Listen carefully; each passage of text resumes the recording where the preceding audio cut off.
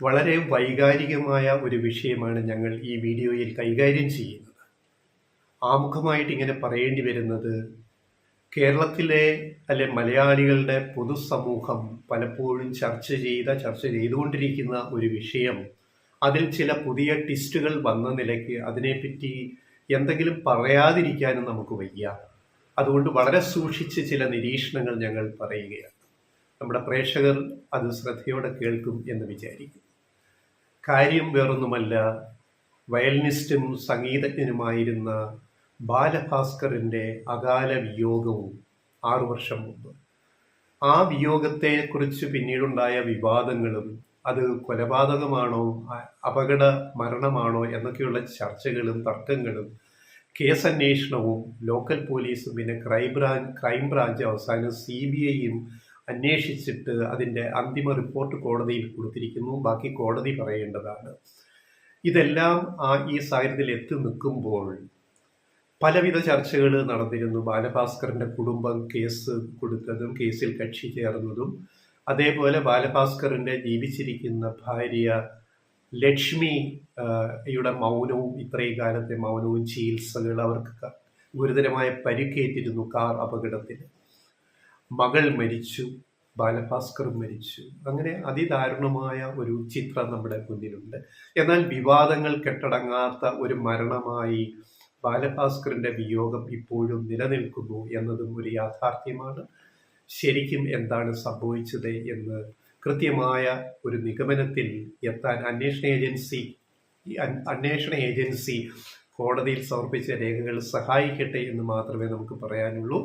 ഇവിടെ കഴിഞ്ഞ ദിവസം ബാലഭാസ്കറിൻ്റെ ഭാര്യ ലക്ഷ്മി ഒരു സ്വകാര്യ ചാനലിന് നൽകിയ അഭിമുഖം, ഇന്റർവ്യൂ സോഷ്യൽ മീഡിയയിൽ വലിയ ചർച്ചയാവുകയും അനുകൂലിച്ചും പ്രതികൂലിച്ചുമൊക്കെ ധാരാളം കമൻറ്റുകൾ അതിന് വരികയും ചെയ്തുകൊണ്ടിരിക്കുന്ന സമയത്താണ് ഞങ്ങൾ ഈ വീഡിയോ ചെയ്യുന്നത്. ആ വീഡിയോ ഞങ്ങൾ പൂർണ്ണമായി കണ്ടപ്പോൾ, അത് ഈ ചാനലിൽ വന്ന വീഡിയോ കണ്ടപ്പോൾ, അങ്ങനെ ഒരു ഇൻ്റർവ്യൂ കൊടുത്ത ചാനലിനും അത് ഇൻ്റർവ്യൂ ചെയ്ത മീഡിയ പ്രവർത്തകനും മാധ്യമ പ്രവർത്തകനും അവരെ രണ്ടിനെയും, ചാനലിനെയും ആ മാധ്യമ പ്രവർത്തകനെയും അഭിനന്ദിച്ചുകൊണ്ട് തന്നെ ചില കാര്യങ്ങൾ ഞങ്ങൾ പറയുകയാണ്. കാരണം വളരെ എക്സ്ക്ലൂസീവായ ഒരു ഇൻ്റർവ്യൂ ആണത്. ഈ 6 വർഷം മൗനം പാലിച്ച ലക്ഷ്മി ഇപ്പോൾ രംഗത്ത് വന്നിട്ട് ചില കാര്യങ്ങൾ വെളിപ്പെടുത്താൻ ശ്രമിക്കുമ്പോൾ, ആദ്യമായിട്ട് മാധ്യമങ്ങളോട് പറയുമ്പോൾ അതെല്ലാവരും ശ്രദ്ധിക്കും. അതൊരു വളരെ എക്സ്ക്ലൂസീവ് ഇൻ്റർവ്യൂ ആയിട്ട് എല്ലാവരും ശ്രദ്ധിക്കും. ധാരാളം പേരത് കണ്ടിരിക്കുന്നു. നമുക്കറിയാം, ഈ 2018 സെപ്റ്റംബർ 25 പുലർച്ചെയാണ് ബാലഭാസ്കർ സഞ്ചരിച്ചിരുന്ന കാറ് അപകടത്തിൽപ്പെടുന്നതും മകൾ മരിക്കുന്നതും. ബാലഭാസ്കർ പിന്നീട് ഒരാഴ്ചയ്ക്കുള്ളിൽ ഒക്ടോബർ 2 ആശുപത്രിയിൽ മരണപ്പെടുകയും കാർഡിയാക് അറസ്റ്റ് വന്ന് മരിക്കുകയും പരിക്കുകളെ തുടർന്നുള്ള ചികിത്സയിൽ മാസങ്ങളോളം, നീണ്ടകാലം, മാസങ്ങളല്ല അതിനപ്പുറം ദീർഘനാൾ തലയ്ക്ക് പരിക്കേറ്റ് ഓർമ്മ നഷ്ടപ്പെട്ട ലക്ഷ്മി തുടർ ചികിത്സയിലൂടെ അവസാനം ബോധമണ്ഡലത്തിലേക്ക് വരികയും, അങ്ങനെയുള്ള അവസ്ഥയിൽ ലക്ഷ്മി പോലീസിനും CBIക്കും ഒക്കെ കേസന്വേഷണത്തിന്റെ ഭാഗമായിട്ട് ദീർഘസമയം നീണ്ടുപോയ കൊടുക്കുകയും ഒക്കെ ചെയ്ത ആ ഒരു പശ്ചാത്തലത്തിൽ പിന്നെ നിശബ്ദയായിരുന്ന ലക്ഷ്മി ഇപ്പോൾ പറഞ്ഞ കാര്യങ്ങൾ. അപ്പോൾ ആ ചാനലിൽ ആ ഇന്റർവ്യൂവിന്റെ തലക്കെട്ടെന്ന് പറയുന്നത് ദുരൂഹത നീങ്ങി എന്ന തലക്കെട്ടോടെയാണ്. എന്ന് പറഞ്ഞാൽ ബാലഭാസ്കറിന്റെ മരണവുമായിട്ട് ബന്ധപ്പെട്ട് ഒട്ടേറെ ദുരൂഹതകൾ നിറഞ്ഞു നിൽക്കുന്നു.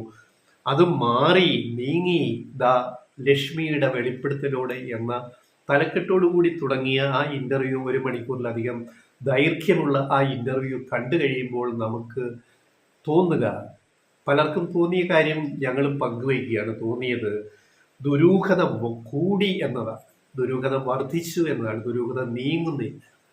അവിടെ ലക്ഷ്മിയോടുള്ള എല്ലാ ആദരവും സ്നേഹവും വെച്ചുകൊണ്ടും, ഇന്റർവ്യൂ നടത്തിയ ആളോടും ചാനലോടുമുള്ള എല്ലാ ബഹുമാനവും ആദരവും വെച്ചുകൊണ്ടും ചില ചോദ്യങ്ങൾ നമ്മുടെ മനസ്സിൽ അറിയാതെ ഉയർന്നു വരുന്നുണ്ട്. ആ ചോദ്യങ്ങൾക്കൊന്നും ഉത്തരം ആ ഇന്റർവ്യൂവിൽ നിന്നും കിട്ടുന്നില്ല എന്നൊരു നിരാശ അവസാനം നമ്മളെ പിടികൂടുന്നു. വളരെ ശ്രദ്ധയോടെ അത് വീക്ഷിച്ചു കഴിയുന്നു. അതെന്തൊക്കെയാണെന്ന് ചുരുക്കി പറഞ്ഞാൽ, ഈ അഭിമുഖത്തിൽ ചോദിക്കേണ്ടുന്ന ചില ചോദ്യങ്ങൾ ആ മാധ്യമപ്രവർത്തകൻ ചോദിക്കാതെ വിട്ടുപോകും. ചില മറുപടികൾ ലക്ഷ്മി വളരെ അസർട്ടീവായിട്ട് പറയേണ്ടുന്ന ഭാഗത്ത് ആ മറുപടിയിൽ അസർട്ടീവായിട്ട് അല്ലെങ്കിൽ ഉറപ്പിച്ച് ഒന്നും പറയാനും ലക്ഷ്മിക്ക് കഴിയാതെ ഈ രണ്ട് പ്രശ്നങ്ങൾ ഈ ഇന്റർവ്യൂവിൽ ഞങ്ങൾക്ക് തോന്നി. അതിലെ ചില ചോദിക്കാമായിരുന്ന ചോദ്യങ്ങൾ ഒഴിവാക്കപ്പെട്ട ചോദ്യം. ഒന്ന്, ലക്ഷ്മി പറയുന്നുണ്ട് അപകടത്തിൽപ്പെട്ട ബാലഭാസ്കറിന്റെ മൊബൈൽ ഫോൺ കിട്ടിയിട്ടില്ല, തിരിച്ചു കിട്ടുന്നില്ല. സാധാരണ ഒരാൾ അപകടത്തിൽപ്പെട്ടാൽ അബോധാവസ്ഥയിൽ ആശുപത്രിയിൽ എത്തുകയാണെങ്കിൽ അവിടെ എത്തിച്ചേരുന്ന ബന്ധുക്കൾ ആരെങ്കിലും ആ പേഴ്സണൽ മൊബൈൽ അല്ലെ പേഴ്സ് അങ്ങനെയുള്ള സ്വകാര്യ അവകാശത്തിൽപ്പെട്ട കാര്യങ്ങൾ ബന്ധുക്കൾക്ക് കൈമാറുകയാണ് ചെയ്യുന്നത്. അപ്പൊ ഇവിടെ ലക്ഷ്മി അബോധാവസ്ഥയിൽ ആശുപത്രിയിലും മകൾ മരിച്ചു, ബാലഭാസ്കറും അബോധാവസ്ഥയിൽ. അപ്പോൾ ഈ പേഴ്സും മൊബൈലും ഈ രണ്ട് കാര്യങ്ങള് അടുത്ത ബന്ധുക്കളെ, മറ്റുള്ളവരെ അടുത്ത ബന്ധുക്കളെ ഏൽപ്പിക്കേണ്ടതാണ്. പക്ഷേ അവിടെ അത് ഏൽപ്പിക്കാതെ മറ്റൊരാൾ, ബാലഭാസ്കറിന്റെ പരിചയ സൗഹൃദത്തിൽപ്പെട്ട മറ്റൊരാൾ അത് കയ്യിൽ വയ്ക്കുകയും പിന്നെ ഒരിക്കലും ആ മൊബൈൽ ഫോൺ കൊടുക്കാതിരിക്കുകയും അതിലെ പല കാര്യങ്ങളും ഡിലീറ്റ് ചെയ്ത് കളയുകയും ചെയ്ത ഒരു സംഭവത്തിൽ വളരെ ലാഘവത്തോടെയാണ് അതിൽ ലക്ഷ്മിക്കുള്ള മറുപടി വരുന്നത്. ചോദ്യവും ഉണ്ടാവുന്നില്ല. എന്നാൽ അവിടെ ലാഘവത്തോടെ ലക്ഷ്മി പറയുന്നു, ഈ പറയുന്ന പ്രകാശൻ തമ്പി എന്നയാൾ, ബാലഭാസ്കറിന്റെ പരിചയ ഗ്രൂപ്പിലുള്ള പ്രകാശൻ തമ്പി എന്നയാൾ ആണ് ബാലഭാസ്കറിന്റെ മൊബൈലും പേഴ്സും വാലറ്റും എടുത്തത്. കുറേ ദിവസങ്ങൾ കഴിഞ്ഞ് അദ്ദേഹം വീട്ടിലെത്തിയപ്പോൾ ഈ പേഴ്സ് ലക്ഷ്മിയുടെ അമ്മയെ ഏൽപ്പിക്കുന്നു. പക്ഷേ മൊബൈൽ ഫോൺ ഏൽപ്പിക്കുന്നില്ല. അപ്പം മൊബൈൽ ഫോൺ ഏൽപ്പിക്കാതെ പോയപ്പോ അമ്മ പറയുന്ന, ബാലുവിന്റെ മൊബൈൽ ഫോൺ എന്താ തരാത്തത്, അത് കുറച്ച് ദിവസം കൂടെ എൻ്റെ ഇരിക്കട്ടെ, വിരോധമില്ലല്ലോ എന്ന് പറഞ്ഞ് പ്രകാശൻ തമ്പി അതുകൊണ്ട് പോവുകയാണ്. പിന്നെ ഒരിക്കലും ആ മൊബൈൽ നിർബന്ധമായിട്ട് വാങ്ങാനോ അല്ലെങ്കിൽ അത് അന്വേഷണ ഏജൻസി ഏൽപ്പിക്കാനോ അന്വേഷണ ഏജൻസി അത് കൈവശപ്പെടുത്താനോ കാര്യമായ ശ്രമങ്ങളൊന്നും നടക്കുന്നില്ല.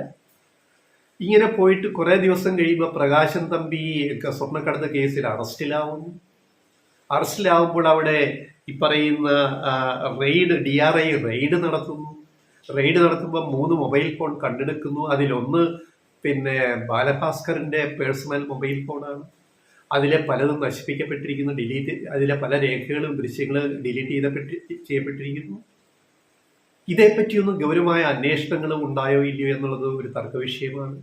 അതിനകത്ത് ലക്ഷ്മിക്ക് കൂടുതലൊന്നും കോൺട്രിബ്യൂട്ട് ചെയ്ത് പറയാൻ ഈ ഇന്റർവ്യൂവിൽ അഭിമുഖത്തിൽ സാധിക്കുന്നില്ല. അപ്പൊ അഭിമുഖക്കാരൻ ചോദിക്കേണ്ടുന്നൊരു ചോദ്യമുണ്ടല്ലോ, ഈ മൊബൈൽ ഫോൺ എന്തുകൊണ്ട് പ്രകാശൻ തമ്പി കൊടുത്തില്ല? അങ്ങനെ ഒരു പേഴ്സണൽ മൊബൈല്, മരണപ്പെട്ട ഒരാളിന്റെ, അപകടത്തിൽപ്പെട്ട ഒരാളിന്റെ പേഴ്സണൽ മൊബൈൽ അങ്ങനെ മറ്റൊരാൾ കൈവശം വെച്ചുകൊണ്ടിരിക്കാൻ പാടില്ലല്ലോ. അതും ബന്ധുവോ സ്വന്തക്കാരോ ആരുമല്ലാത്തവരാണ്. ഈ ഒരു വിഷയം ഗൗരവമായിട്ട് ചോദിക്കുന്നില്ല. ഗൗരവമായിട്ട് അതിനുള്ളൊരു മറുപടി, കൺവീൻസിങ് മറുപടി ഉണ്ടാവുന്നില്ല. അന്വേഷണ ഏജൻസിക്ക് അതിന് കൃത്യമായൊരു പിക്ചർ തരാൻ കഴിഞ്ഞിട്ടില്ല. ഇതൊരു ദുരൂഹമായ വിഷയമായിട്ട് അവിടെ നിൽക്കുന്നു. ചോദ്യം 1, ചോദിക്കേണ്ടുന്ന ചോദ്യം, അതിനുള്ള കൃത്യമായ മറുപടി അവിടെ ഉണ്ടായില്ല. 2, ഇക്കാര്യത്തിൽ പിന്നെ മൊഴിമാറ്റം. അർജുന് ക്രിമിനൽ പശ്ചാത്തലമുണ്ടെന്ന് ലക്ഷ്മി സമ്മതിക്കുന്നു. അത് പിന്നീട് അറിയുന്നു, അദ്ദേഹം കേസിൽപ്പെട്ടിട്ടുണ്ട്. ഇതറിഞ്ഞിട്ട് തന്നെയാണ് ഒരു സഹായം എന്ന നിലയ്ക്ക്, ജോലി വേണമെന്ന നിലയ്ക്കാണ് അർജുനെ ഡ്രൈവറായിട്ട് ചെർപ്പുളശ്ശേരിയിൽ വെച്ച് ബന്ധുവീട്ടിന്റെ അടുത്ത് പരിചയപ്പെട്ടിട്ട് ഇങ്ങനെ അദ്ദേഹം നമ്മുടെ ഇതിലേക്ക് വരുന്നതും തൃശ്ശൂരിലേക്കുള്ള അവസാന കാർ യാത്രയിൽ ഡ്രൈവറായിട്ട് പോകുന്നതും എന്ന് പറയുന്നു. അപ്പം അർജുന്റെ ക്രിമിനൽ പശ്ചാത്തലം അറിയാം. പക്ഷേ ഇങ്ങനെ വരുമ്പോൾ അതേപ്പറ്റിയും കൂടുതൽ ഉത്തരങ്ങൾ വരുന്നില്ല. ഈ ക്രിമിനൽ പശ്ചാത്തലം ഉള്ള ഒരാൾ വീണ്ടും മൊഴി മാറ്റി. ആദ്യം അദ്ദേഹം പറഞ്ഞു അദ്ദേഹമാണ് ഡ്രൈവറായിട്ട് വണ്ടി ഓടിച്ചിരുന്നത് അർജുൻ അപകട സമയത്ത്. മരണത്തിന് മുമ്പുള്ള മൊഴിയിൽ ബോധം തെളിഞ്ഞപ്പോഴൊക്കെ ബാലഭാസ്കറും പറയുന്നുണ്ട് അർജുനാണ് വണ്ടി ഓടിച്ച്, ഞാൻ പിൻസീറ്റിൽ കിടക്കുകയായിരുന്നു, ലക്ഷ്മി മുന്നിൽ ഇരിക്കുന്നു കുഞ്ഞുമായിട്ട്. എന്നാൽ ഈ അർജുൻ പിന്നീട് പുറത്തു വന്നിട്ട് മൊഴി മാറ്റി, അന്വേഷണ ഏജൻസിക്ക് മൊഴി മാറ്റി കൊടുക്കുന്നു, താൻ വണ്ടി ഓടിച്ചിട്ടില്ല എന്ന് പറഞ്ഞ് കേസും കൊടുക്കുന്നു. ഇതും ദുരൂഹമാണ്. പിന്നീട് ഇപ്പൊ അടുത്ത ഈ ഇന്റർവ്യൂ ഇപ്പോ ലക്ഷ്മി കൊടുത്ത ഇതിന് തൊട്ട് മുന്നെയാണ് ഇതേ അർജുനെ ഇപ്പോൾ പെരിന്തൽമണ്ണയില് സ്വർണ്ണക്കടത്ത് കേസിൽ അറസ്റ്റിലാണ് അടുത്ത ദിവസം. അതിനുശേഷമാണ് ലക്ഷ്മിയുടെ അഭിമുഖം ഈ ചാനലിൽ വരുന്നത്. ഇതും കൂട്ടി വായിക്കേണ്ടി വരും. ഇപ്പൊ ഇങ്ങനെ ഒരു ഇന്റർവ്യൂ തരുമ്പോൾ ഈ അർജുൻ, ഇതേ ഡ്രൈവറായിരുന്ന അർജുൻ വീണ്ടും സ്വർണ്ണക്കടത്ത് കേസിൽ പെട്ടിരിക്കുന്നു, അറസ്റ്റിലായിരിക്കുന്നു. പ്രകാശൻ തമ്പി സ്വർണ്ണക്കടത്ത് കേസിൽ പിടിക്കപ്പെട്ടു. അപ്പൊ ഈ സ്വർണ്ണക്കടത്ത് കേസിന്റെ ഒരു ലിങ്ക് ബാലഭാസ്കറിന്റെ സൗഹൃദ വലയത്തിനുള്ളിലേക്ക് വന്നു കിടക്കുന്ന ഒരു പ്രശ്നമുണ്ടല്ലോ. ഇതേപ്പറ്റി ലക്ഷ്മിയുടെ ഗൗരവമായ എന്ത് സമീപനം ഉണ്ടായി എന്നൊരു ചോദ്യം അവിടെ വരാവുന്നത്. എല്ലാ മര്യാദകളും ബഹുമാനവും വെച്ചുകൊണ്ട് തന്നെ ചോദിക്കാം. ഒരു മാധ്യമം ഒരു ഇന്റർവ്യൂ എടുക്കുമ്പോൾ ചോദിക്കാവുന്നതാണ്. പക്ഷേ അഭിമുഖക്കാരൻ ആ ചോദ്യം ഉന്നയിക്കുന്നില്ല. ലക്ഷ്മി അതിന് വിശദമായ മറുപടി കൊണ്ട് പറയാനുള്ള അവസരം ആ ഇന്റർവ്യൂവിൽ ഉണ്ടാകുന്നുമില്ല. ഒരുപക്ഷെ ചോദ്യം വന്നെങ്കിൽ ഒരുപക്ഷെ ലക്ഷ്മി കുറച്ചുകൂടി കാര്യങ്ങൾ ഒരുപക്ഷെ പറയുമായിരുന്നിരിക്കാം. പക്ഷെ അങ്ങനെ ഒരു ശ്രമം ഇന്റർവ്യൂവിൽ ഉണ്ടാവുന്നില്ല. ഇന്റർവ്യൂ വളരെ നല്ല രീതിയിൽ എടുത്തു പോയിട്ടുണ്ടെങ്കിലും അതിൽ അഭിനന്ദിക്കുന്നു അതോടൊപ്പം. പക്ഷേ ഇത്തരം ചോദ്യങ്ങൾ അന്വേഷണാത്മകമായ ഒരു കേസിനെ സംബന്ധിച്ചുള്ള അതിലൊരു പ്രധാന സാക്ഷി വന്നിരുന്ന ഒരു അഭിമുഖം തരുമ്പോൾ ചോദിക്കേണ്ടുന്ന ചോദ്യങ്ങളാണ് ഇവയൊക്കെ. അത് വിട്ടുപോയി. ഇനി ഇതിനകത്ത് ഇനിയും ചോദിക്കാമായിരുന്ന ഒരു കാര്യമുണ്ടായിരുന്നു. ഈ സ്റ്റീഫൻ ദേവസി എന്ന ആളിനെ പറ്റിയുള്ള. സ്റ്റീഫൻ ദേവസി നമുക്കറിയാം ആരാണെന്ന്. ഇൻസ്ട്രുമെന്റ് മ്യൂസിക്കില് ബാലഭാസ്കറെ പോലെ അതുല്യൻ, രണ്ടുപേരും അതുല്യരായിരുന്നു പരസ്പരം പ്രതിഭയുടെ കാര്യത്തിൽ, കഴിവിന്റെ കാര്യത്തിൽ. അങ്ങനെയുള്ള സ്റ്റീഫൻ ദേവസി ഇയാണ് അർജുനെ ബാലഭാസ്കറിനെ ഇൻട്രൊഡ്യൂസ് ചെയ്തിട്ടുള്ളത്. അങ്ങനെയാണ് ബാലഭാസ്കർ അർജുനെ ഡ്രൈവറായിട്ട് എടുക്കുന്നത്. അപ്പോൾ എങ്ങനെ സ്റ്റീഫൻ ദേവസി അർജുനെ എന്തുകൊണ്ട് എങ്ങനെ ബാലഭാസ്കർക്ക് പരിചയപ്പെടുത്തിയെന്നോ അല്ലെ പിന്നീട് അദ്ദേഹം ക്രിമിനൽ കേസിൽ പെടുമ്പോഴും ഇതൊക്കെ സ്റ്റീഫൻ ദേവസിക്ക് അറിയാമായിരുന്നോ, എന്താണ് അതിനെപ്പറ്റി ലക്ഷ്മിക്കുള്ള ധാരണ എന്നുള്ളൊരു ചോദ്യം അവിടെ വരാമായിരുന്നു. ആ വിഷയമേ ഇന്റർവ്യൂവിൽ വളരെ പ്രധാനപ്പെട്ട ഒരു വിഷയമായിട്ടും അത് കടന്നു വന്നിട്ടില്ല. മാത്രമല്ല ഇതേ സ്റ്റീഫൻ ദേവസി, അദ്ദേഹം വലിയ സംഗീതജ്ഞനാണ്, ഞങ്ങൾ മാനിക്കുന്നു. അദ്ദേഹം തിരുവനന്തപുരത്ത് സ്വകാര്യ ആശുപത്രിയിൽ ബാലഭാസ്കർ മരണത്തോട് മല്ലിട്ട് ICUയിൽ കഴിയുമ്പോൾ ഇടയ്ക്കിടയ്ക്ക് ബോധം വരുന്ന സമയത്ത് പല മൊഴികളും പോലീസിന്, അന്വേഷണ ഉദ്യോഗസ്ഥർക്ക് കൊടുക്കുന്നുണ്ട്. ആ സമയത്ത് 43 മിനിറ്റോളം ICUയിൽ ഒരു സ്വകാര്യ ചർച്ച സ്റ്റീഫൻ ദേവസി നടത്തി ബാലഭാസ്കറുമായിട്ടെന്നാണ് പറയുന്നത്. അതിന്റെ വിശദാംശങ്ങളൊന്നും പുറത്തു വന്നിട്ടില്ല. എന്തായിരുന്നു ആ ചർച്ചയുടെ കാര്യങ്ങൾ? ബോധം വന്ന സമയത്ത് സ്റ്റീഫൻ ദേവസിക്ക് അവിടെ പെർമിഷൻ കിട്ടി. ദേവസിയും ബാലഭാസ്കറും തമ്മിൽ 43 മിനിറ്റോളം സംസാരിച്ച് ഒരുമിച്ച് ചെലവഴിച്ചിരിക്കുന്നു. ഇതേപ്പറ്റിയും ചോദ്യമോ ഉത്തരമോ ഒന്നുമില്ല. അപ്പൊ അങ്ങനെ നോക്കുമ്പോൾ ദുരൂഹത നീങ്ങി എന്ന് അവകാശപ്പെടുന്ന അഭിമുഖം, പക്ഷേ ദുരൂഹത അവസാനം വർദ്ധിപ്പിച്ച് അതിൽ തീരുന്നു എന്നുള്ള ഒരു വിരോധാഭാസം, ഒരു വൈരുദ്ധ്യം ഇതിൽ നമ്മൾ കാണേണ്ടതുണ്ട്. അപ്പോ ബാലഭാസ്കറിനെ ചുറ്റിപ്പറ്റി സ്വർണ്ണക്കടത്ത് കേസിലെ 2 പ്രതികൾ വന്നത് എങ്ങനെയാണ്? പിന്നെ പലപ്പോഴും പല റിപ്പോർട്ടുകളെയും നമുക്ക് ബോധ്യപ്പെട്ടിട്ടുണ്ട്. ഒരു കാലത്ത്, ഇപ്പൊ അത് കുറഞ്ഞെന്ന് തോന്നുന്നു, ഗൾഫിലേക്ക് പരിപാടിക്ക് പോകുന്ന സെലിബ്രിറ്റികൾ, നടന്മാര്, മ്യൂസീഷ്യൻസ്, സിനിമയുമായി ബന്ധപ്പെട്ടവരൊക്കെ കാരിയേഴ്സായിട്ട്, അതായത് സ്വർണവും കറൻസി, ഹവാല പോലുള്ള അതിന്റെ വാഹകരായിട്ട്, കാരിയേഴ്സായിട്ട് പലരും പ്രവർത്തിച്ചിട്ടുണ്ട്. അറിഞ്ഞോ അറിയാതെയോ പലരും അതിന്റെ ആനുകൂല്യങ്ങൾ പറ്റിയിട്ടുണ്ട് എന്നൊക്കെ പല റിപ്പോർട്ടുകൾ നമ്മൾ അന്വേഷണ ഏജൻസികളിൽ നിന്ന് നമ്മൾ കണ്ടിട്ടുണ്ട്. അപ്പോൾ ബാലഭാസ്കറിന്റെ ജീവിതവും സംഗീതവും അദ്ദേഹത്തിന്റെ ലോകം അതാണ്. ലക്ഷ്മി അതേപ്പറ്റി വളരെ നന്നായിട്ട് പറയുന്നു. സംഗീതമായിരുന്നു അദ്ദേഹത്തിന്റെ ഏറ്റവും ഫസ്റ്റ്. അത് കഴിഞ്ഞായിരുന്നു തന്റെ കുടുംബം പോലും, അല്ലെങ്കിൽ ഭാര്യ എന്ന് പോലും പറയുന്ന ഒരിടത്ത് ഈ ബ്ലാക്ക് ബാക്ക്ഗ്രൗണ്ടുള്ള പശ്ചാത്തലമുള്ള, അത്ര നല്ല പശ്ചാത്തലമില്ലാത്ത കള്ളക്കടത്തുകാർ, സ്വർണ്ണക്കടത്തുകാർ, ചിലരൊക്കെ കറൻസി കടത്തുകാരെ പോലുള്ളവരൊക്കെ എങ്ങനെയാണ് ബാലഭാസ്കറിന്റെ സൗഹൃദ വലയത്തിലേക്ക് ആരെങ്കിലും ഇൻട്രൊഡ്യൂസ് ചെയ്യപ്പെട്ടു വന്നതാണോ? നിരപരാധിയായ നിഷ്കളങ്കനായ ബാലഭാസ്കറിന് അതിനെപ്പറ്റി അറിയില്ലായിരുന്നു എന്നൊക്കെയുള്ള ഒരു വലിയ ചോദ്യം അവശേഷിപ്പിച്ചുകൊണ്ടാണ് ഈ അഭിമുഖം തീരുന്നത്. 1 മണിക്കൂറിലധികം ദൈർഘ്യമുള്ള ഈ അഭിമുഖം. എന്തായാലും ഞങ്ങൾ ആദ്യമേ പറഞ്ഞ ഇതൊരു വൈകാരിക വിഷയമാണ്. ഞങ്ങൾക്ക് ലക്ഷ്മിയെയോ കുടുംബത്തെയോ അല്ലെ ബാലഭാസ്കറിന്റെ കുടുംബത്തെയോ വേദനിപ്പിച്ചെന്തെങ്കിലും പറയാനോ ഒന്നും ഉദ്ദേശിച്ചിട്ടല്ല. അന്വേഷണ ഏജൻസികൾ അന്വേഷിച്ച ഒരു വലിയ ചർച്ചയായ ഒരു കേസ്, ഒരു അപകട മരണത്തിന്റെ കേസ് എന്ന നിലയിൽ അതിൽ ചോദിക്കേണ്ടിരുന്ന, ഒരഭിമുഖത്തിൽ ചോദിക്കേണ്ടിയിരുന്ന ചില ചോദ്യങ്ങളെങ്കിലും പ്രധാനപ്പെട്ടത് വിട്ടുപോയില്ലേ? ദുരൂഹത നീങ്ങിയോ?